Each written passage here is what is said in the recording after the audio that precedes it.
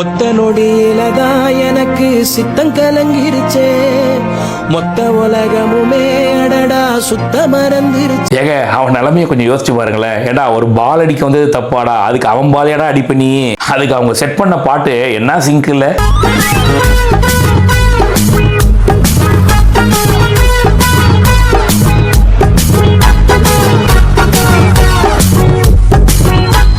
ஏண்டா love propose பண்ண உண்மையிலேயே உனக்கு வேற இடமே கிடைக்கலையாடா, இப்படியாடா ஆத்தங்கரையில வந்து அதுவும் வலிக்கி விழுற மாதிரி ஒரு ஸ்பாட்ல என்னடா ப்ரப்போஸ் பண்ணுவ?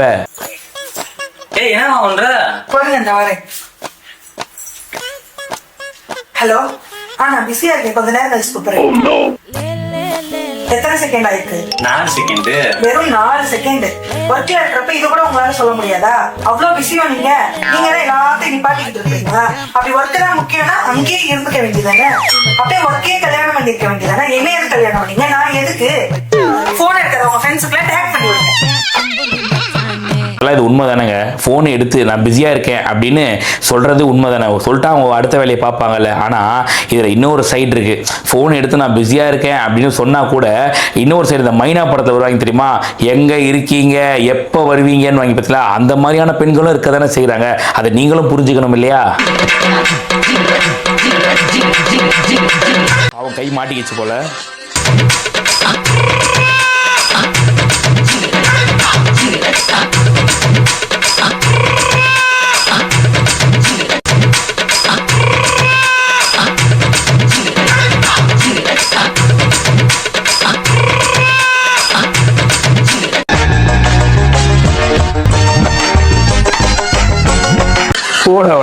அதுக்கு எவ்வளவு வேலை இருக்கும் கிச்சன்ல வந்து ப்ராப்பர்ட்டி காமெடி பண்ணிட்டு இருக்கான் மதுரை முத்து மாதிரி. போடுமா அவனை.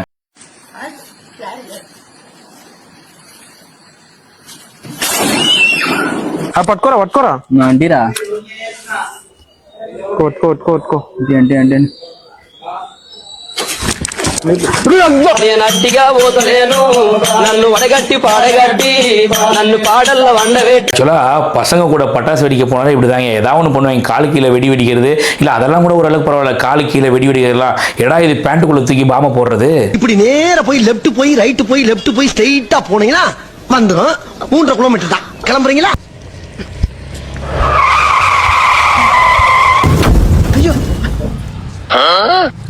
ஐயோ ஐயோ உண்மையிலேயே கால் உடைஞ்சதா இல்லையான்னு தெரியல. ஆனா கண்டிப்பா இதுக்கப்புறம் உடைஞ்சிரும்.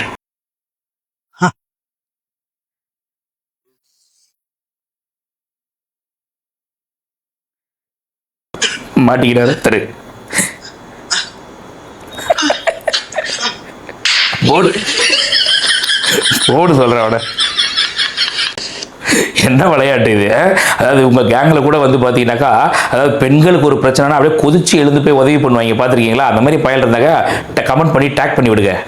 அதாவது உங்க கேங்ல கூட எவனா பெண்களுக்கு ஒரு உதவி அப்படின்னாக்கா பொங்கி எழுந்து போய் உதவி பண்ணுவாங்க, பாத்திருக்கீங்களா? அந்த மாதிரி நபர்கள் யாரா இருந்தாக்கா கமெண்ட்ல உங்க பேரை மென்ஷன் பண்ணி விடுங்க. எக்ஸ்கியூஸ் மீ, என்ன பஸ் ஸ்டாப்ல மட்டும் டிராப் பண்ணிடுறீங்களா? ஷூர், உள்ள வாங்க. Thank you. நீங்க எந்த ஊரு? நான் சென்னை தாங்க. சிங்கிளா? சிங்கிள் தான். ஒரு செகண்ட் இருங்க. இது ப்ரப்போஸ் பண்ண போறாங்களோ? மர்ஷா, உன் புருஷன் என்கிட்டே சிங்கிள்னு சொல்றான், என்னன்னு பாத்துக்கோ. என்னால என்ன பண்ண முடியுமோ அதை பண்ணிட்டல. நீ அதை பையன் பாவம் ஏதோ ஆசையில சிங்கிள் சொன்னா அடுத்து என்ன நடக்க போகுதுன்னு தெரியாம இப்படியாமா வாழ்க்கையில விளையாடுவ. இந்தாங்க, என்ன பண்றீங்க? வீடு துடைக்கிறேன். வெள்ளிக்கிழமை தான் இன்னைக்கு. இது எங்க அம்மா வீடு, ஏஞ்சி போங்க, யாராவது பாத்திர போறாங்க. ஐயோ, ஆல்ரெடி பாத்திரம்லாம் விளக்கி வச்சு. ஐயோ, பாத்திரம் உனக்கெல்லாம் சிலதாண்டா வைக்கணும். காலையில எழுது பாத்திரத்தை விளக்கி வீடெல்லாம் துடைக்க ஆரம்பிச்சுட்டான் பாருங்கள. கடைசியில அது யாரு விடுன்னு தெரியாம அந்த ரொட்டீன் ஷெட்யூல்ல அப்படியே மூழ்கி போய் கிடக்குறான். அந்த மாதிரி ஒரு டெடிகேட்டட் காயா இருக்கா பாவன். உனக்கு என் ஆபீஸ்ல பிரியா தெரியும்ல? அவளை உனக்கு பேசி முடிச்சிடலான்னு இருக்கேன். எனக்கு அவன் மேல ஒரு கண்ணுதான். உன்ன பிரிஞ்சு நான் எப்படி? உனக்கு என்னடா குறை? கை நிறைய சம்பாதிக்கிற, நேரத்துல வீட்டுக்கு வர, இதை விட ஒரு பொண்ணுக்கு வேற என்ன வேணும்? கரெக்ட் தான். இப்பவாது ஒரு புருஷனா உன் பேச்ச கேட்டு புருஷனா உனக்கு ஓகே என்ன சொல்லு, இப்பவே போய் பொண்ணு பார்த்துட்டு வந்துடலாம். இதாவது வாசப்படி. எத்தனை பேருக்கு இந்த மாதிரி பொண்டாட்டி கிடைக்கும்? வேண்டாம், அவன் நல்லா இல்ல. உங்க ஆபீஸ்லயே ராதிகா இருக்கல, அவ வேணா சொல்லிரு. எனக்கு ஓகே தான். உனக்கு இந்த ஆசை வேற இருக்கா? தம்பி ஒரு நிமிஷம் வை, நான் கூப்பிடுறேன். போய் வா போய் வா போய் வா போய் வா. செம ட்விஸ்ட் இல்லை? தம்பி கிட்ட பேசிட்டு இருக்காங்க ஃபோன்ல. ஏமா நீ ஃபோனில் தான் பேசுறேன்னு சொல்லியிருந்தா கொஞ்சம் சுதாரிச்சிருப்பான்ல பாவாவை. பல நாள் ஆசையை இப்படி பட்டுன்னு போட்டு உடச்சுட்டான். அவனுக்கு என்ன நேரமோ தெரியல இன்னைக்கு. சொல்லு. தீப் எங்க ரீச் ஆயிருக்க? மதுரவாயல் ஹைவே டச் பண்ணிருக்கேன். வண்டியை பார்த்து ஓட்டு. நியூஸ்ல சொல்றாங்க ஹைவேல ஒரு லூஸ் வந்து ஆப்போசிட்ல ரொம்ப வேகமா வண்டி ஓட்டிட்டு வருதான். ஒருத்தர் இல்ல, எல்லா லூசும் ஆப்போசிட்ல தான் வருதுங்க.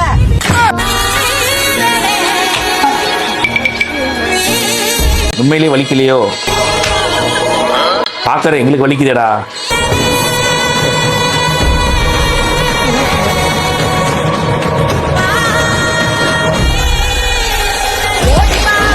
ஓடி. அதாவது இப்படி ஒரு வாய்ப்பு கிடைக்கணும் அப்படின்றதுக்காக எவ்வளவு வலியை தாங்கிட்டு இருந்திருக்கா பாருங்க. பல நாள் ஆசை போல. அவ்வளவு வெறி மாப்பிள்ளைக்கு.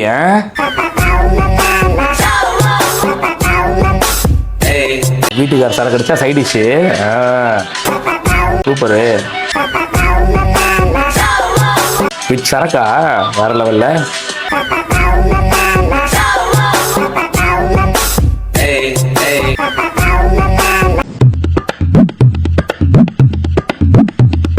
Girls after drink.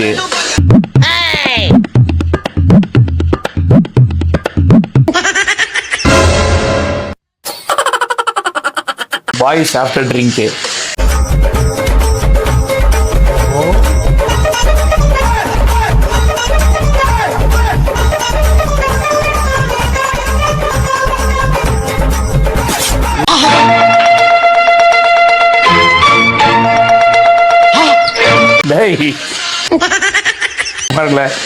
குடிச்சிட்டு வண்டி ஓட்டினா புடி பண்ணி இப்ப எப்படி டிடி போடுவ? டோல்கேட் எல்லாம் தாண்டி போறானுங்க அப்படியே. ஆனா பாய்ஸ் ஆல்வேஸ் லெஜெண்ட் தான் இல்ல? ஏங்க சொல்லு. யார் இது? என்ன கோபிகா. எதுக்கு என்ன கேட்காம போன் எடுத்த நீ? இது யாருன்னு கேட்டேன். உன் குறுக்கு புத்தி யோசிக்கிற மாதிரிலாம் ஒண்ணுங்க கிடையாது, புரியுதா?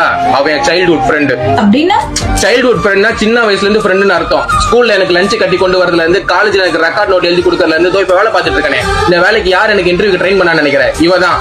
என் வாழ்க்கையோட ஒவ்வொரு முக்கியமான பேஸ்லயும் இம்பார்ட்டன்ட் ரோல் பிளே பண்ணிருக்கா, புரியுதா? இதெல்லாம் உன்ன மாதிரி ஆளுங்களுக்கு எங்க இருந்து புரிய போகுது? என்ன பாக்குற? இது என்னோட செகண்ட் நம்பர். புரியல. இது என்னோட பழைய நம்பர். சும்மா 2 நாள் முன்னாடி ரீசார்ஜ் பண்ணி உங்களை செக் பண்ணலான்னு பார்த்தேன். இந்த நம்பர் உங்களுக்கு ரெக்கார்ட் எழுதி கொடுத்துருக்கு, ஜாபுக்கு ப்ரிப்பேர் பண்ண ஹெல்ப் பண்ணிருக்கு, சோறு வேற போட்டுருக்கு. சோறு மட்டும் போட்டுதான் இல்ல கழுவி விட்டுச்சா? என்னது? இல்ல நானே தான் கழுவிட்டேன். விட அந்த பேக்ரவுண்ட் ஸ்கோரிங் தான் பயங்கரமா இருந்துச்சு.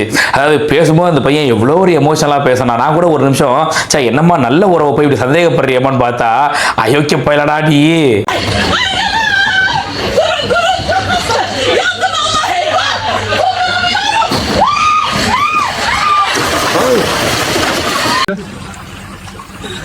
எது மேல சீசா?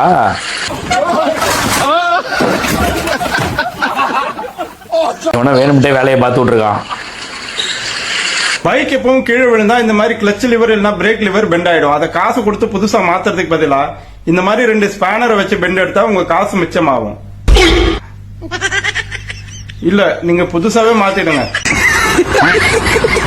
எத்தனையோ பல நல்ல திட்டங்களை திராவிட மாடல் தலைமையிலான அரசு செயல்படுத்தி இருக்கு. குறிப்பா சொல்லணும்னா மகளிர் விடியல் பயண திட்டம்.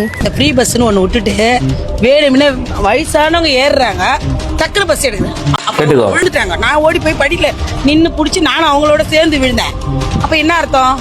ஃப்ரீ பஸ்ன்றதுனால தானே அவங்க அதிகாரமா எடுக்கிறாங்க. இதே நான் காசு கொடுத்து போனா அப்படி எடுக்க முடியுமா? தாயுமானவர் திட்டம். அரிசி போட மாட்டேங்கிறாங்க, சாமியம் கொடுக்க மாட்டேங்கிறாங்க.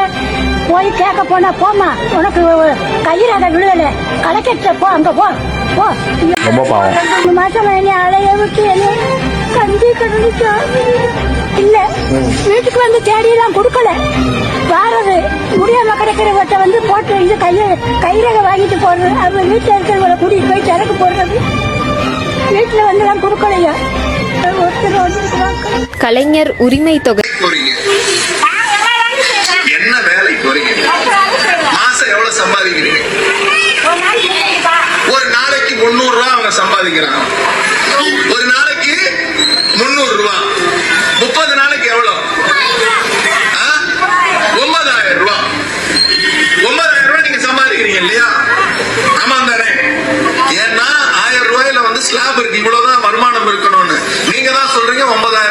சம்பாதிக்கிறேன், நாளைக்கு நிப்பாட்டினா என்னை கேட்கக்கூடாது.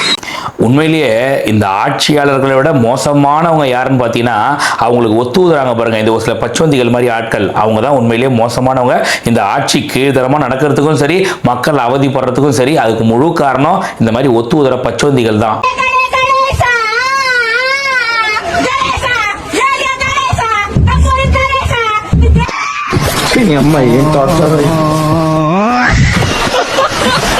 ஏங்க இப்படி எல்லாம ஒரு கணேசா கூப்பிடுவாங்க. ஏதோ வேற ஏதோ வீட்டில் உட்காந்துக்கிட்டு வேற எதுக்கும் ஒப்பாரி வைக்கிற மாதிரி பண்ணிட்டு இருந்தா கணேசா ஏந்து ஓட மாட்டாரா கேட்குறேன்.